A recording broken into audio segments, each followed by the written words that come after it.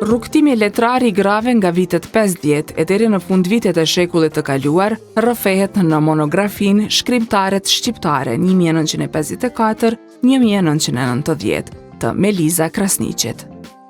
Botimi shkencor që përfshin mbi 60 krijuese letrare të një gjysmë shekulli, që nga shkrimtarja e parë, Musine Kokalari, është konsideruar si referencë domosdoshme për studimin e shkrimtareve. Jo rastësisht, vepra është promovuar një ditë para shënimit të ditës së gruas.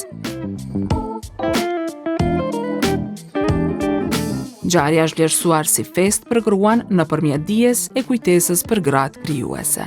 Në promovimin e veprës Shkrimtaret shqiptare 1954-1990, ajo është vlerësuar si rrugtim i zërit letrar të grave në letërsinë shqipe. Mesditën e së premtes, një nga sallat e Institutit të Albanologjisë ka qenë mbushur me të pranishmit për këtë ngjarje.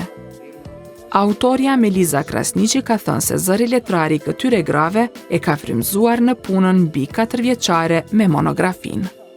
Ku janë mbi 60 autore, 230 vepra të analizuara të interpretuara dhe mbi gjitha një histori kolektive e një zëri që shpesh ka kaluar në heshtje, por që kur nuk ka ndaluar së shkruari. Nuk do të gënjej, ka pasur ditë kur jam ndjerë zhytur në këtë det emrash, fatesh, poezish, romanesh e dramash. Ditë kur më është dukur sikur ato këto gra, ishin gjithmonë me mua, duke me folur, duke me recituar, madje duke edhe më kënduar në vesh.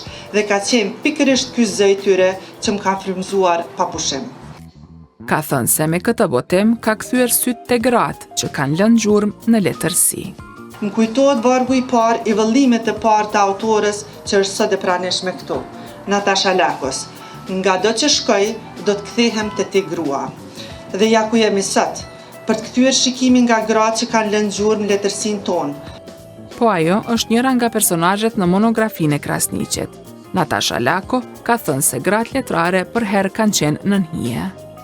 Është fat i madh që kemi këtë libër, që më frymëzoi puna e Melizës për të gjikuar, sepse shumë me mësuar me kështjellat, edhe kur kemi parasysh këtu edhe librat që vjen faqe të parë, dhe që ne kemi nevojë të tërën të shohim, të gjitha janë për figurat e mëdha historike tona, aq të domosdoshme, të lexuara shumë, sidomos kur ne fillojmë të rimësojmë historinë tonë që na i kam shehur. Aq të domosdoshme me tërë ato emra që janë rishtuar.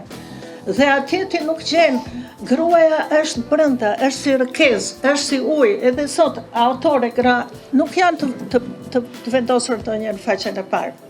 Studiuesja Resmie Kryeziu ka përmendur rëndësinë e veprës në aspektin shkencor. Në këtë vepër, autorja Meliza Krasniqi shpalos sa me shtrirje të hartës letrare, ajo edhe i vlerëson veprat e autorëve në hartën kohore 1954-1990. Kjo vepër ka vlerë për studiuesit e letërsisë që me shtrirjen e horizontit letrar të ndihmojnë thellimit të studimit. Pra, kjo vepër është një shkallë kulturore që ndihmon studiuesit e letërsisë për t'i analizuar gjërësitë dhe thellësitë e veprës letrare. Redaktori i kësaj monografie, studiuesi Gëzim Aliu, ka bërë të ditur se shkrimtareve më të mira dhe veprave të tyre u jepet më shumë hapësirë në këtë monografi. Duke njohur mirë gjendjen e gruas shqiptare, në të kaluarën dhe në të tashmen, edhe në familje, edhe në jetë, edhe në kulturë, sidomos në letërsi, Meliza Krasniqi ja ka dhënë vetes mision të hulumtoj, të gjej dhe analizoj të gjitha veprat letrare të shkruara e të botuara nga shkrimtarët shqiptarë, jo vetë periudhën 54-90. Si dëshmi se gruaja shqiptare është gjysmë e barabartë e natyrshme e shoqërisë, e familjes, e jetës, e kulturës, edhe e letërsisë shqipe. Dhe nga ajo vojza e gruaja me lak në fyt, ka arritur përgjatë dekadave të shekullit të 20 ta shfaqë e ta krijojë identitetin e vet kulturor përkundër shumë pengesave.